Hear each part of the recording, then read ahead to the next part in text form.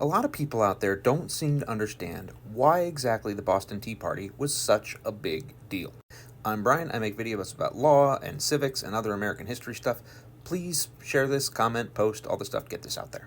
So everybody knows the story of the Boston Tea Party, and I might tell that story in more detail later. But for right now, the point is 90,000 pounds of tea were dumped overboard into the Boston Harbor rather than pay the tea tax. And Britain was not happy about it. And in response, Britain implemented 5 new laws. They were known collectively as the Intolerable Acts.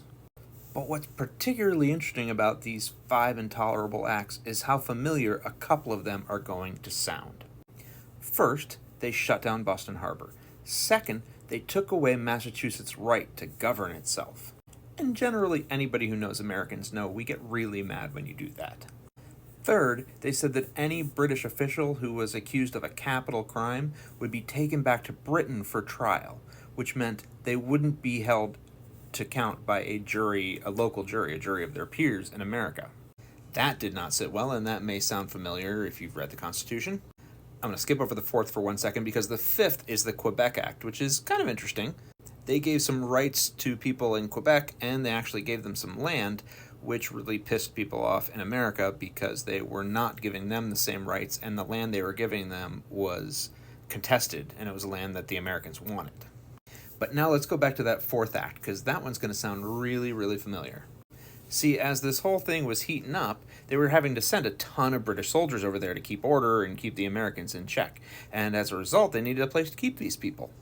So the British passed the 1765 Quartering Act, which allowed military commanders to quarter soldiers wherever necessary, including private houses.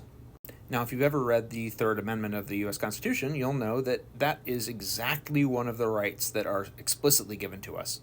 The U.S. government is explicitly prohibited from quartering soldiers in private homes without the owner's consent. And this is basically just a direct result of this law, which was a direct result of the Boston Tea Party. So it's kind of fun putting these little puzzle pieces together. The U.S. Constitution was written in a particular time because of problems that were emerging at that time. And so it becomes really interesting to look at it in the context of the time it was written. Anyway, keep learning, keep watching. I'll keep making these videos as long as you guys keep watching them. Thanks.